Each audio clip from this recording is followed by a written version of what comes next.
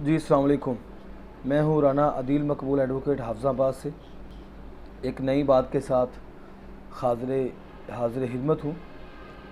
कुछ अर्सा कबल मैं एक ग्राउंड में बैठा हुआ था। वहाँ पर कुछ बुज़ुर्ग हज़रात भी थे जो कि आपस में गुफ्त शनीद कर रहे थे। इस दौरान मैं भी उनके पास जाकर बैठ गया। बातों बातों में एक बुज़ुर्ग जिनकी उम्र लगभग 90 साल थी, वो कहने लगे कि मैंने अभी दुनिया में देखा क्या है। कुछ ऐसी वैसी बात चल रही थी। उनका जब ये कहना मैंने सुना कि मैंने दुनिया में अभी देखा क्या है, मेरी आंखों के सामने उनकी ज़िंदगी की जितनी फ़िल्म थी वो चल पड़ी। 90 ईयर्स, 90 साल की उम्र में एक शख्स जब ये कहता है कि उसने देखा क्या है, मेरे माइंड में ये बात आई कि वाकई ही आज अगर मैं कुछ साल का हूँ, 30-32 साल का हूँ, 33 साल का हूँ, 10 साल का हूँ, या कोई भी इंसान किसी उम्र में होता है, तो जो उसकी पीछे गुजरने वाली ज़िंदगी है उसके मतलब उसका यही ख्याल क्यों होता है कि मैंने अभी देखा क्या है। उसे अपनी ज़िंदगी के गुज़रे हुए जो लम्हात हैं उनका एहसास क्यों नहीं होता, गुज़री हुई ज़िंदगी का एहसास क्यों नहीं होता, और हमें क्यों पता नहीं चलता कि हम इतनी ज़िंदगी गुजार चुके हैं। ये मेरे माइंड में एक बात बैठ गई। इसका मैं रीज़न तलाश करता रहा अपने तौर पर, ये ऐसा क्यों हुआ और कैसे है। ढूंढता रहा। एक चीज़ तो मुझे ये मिली कि आम तौर पर हम जब भी किसी जगह पर बैठते हैं, हम या तो 1 घंटा 2 घंटा आगे होते हैं या पीछे होते हैं। हम जहाँ पर होते हैं वहाँ पर नहीं होते। दिमागी तौर पर हमारा आउट हो जाना, प्रेजेंट ना रहना, ये भी एक रीज़न है। मैं समझता हूँ सबसे बड़ी रीज़न यही है कि आप जहाँ बैठे हो आपको पता ही नहीं वहाँ बैठे हैं आप।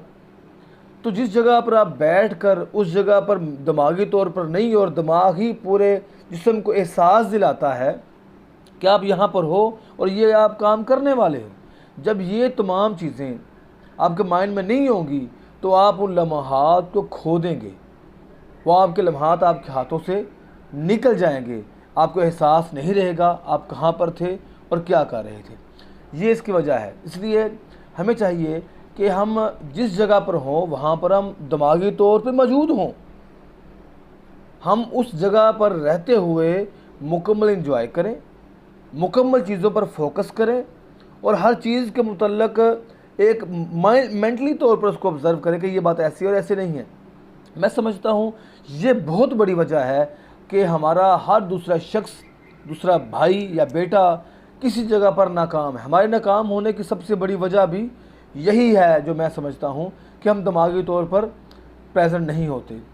पढ़ते वक्त आपका दिमाग कहीं और है तो आप सही पढ़ नहीं सकते। अगर आप जॉब पर हैं और आप दिमागी तौर पर किसी मामले में, दीगर मामले में उलझे हुए हैं, तो आप सही तरीके से जॉब नहीं कर सकते।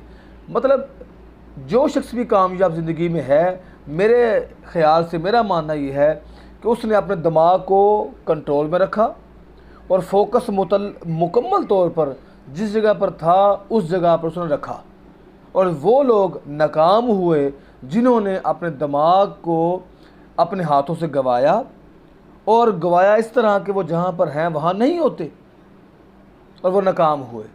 तो सबसे पहली बात तो ये रीज़न हमें ये मिलता है कि एक तो हमें ज़िंदगी का पता क्यों नहीं चलता, हमारे जो लम्हात गुज़रते हैं, तो उसकी वजह भी प्रेजेंट ना होना है।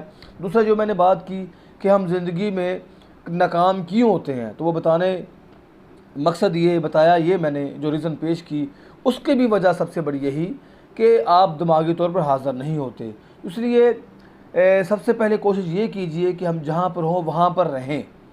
अगर हम वहाँ पर रहेंगे तो मैं बिल्कुल ही समझता हूँ, 100% समझता हूँ कि हम हर शोबे में कामयाब होंगे। इंसान कोई भी शिकस्त नहीं खा सकता जब तक वो दिमागी तौर पर प्रेजेंट हो।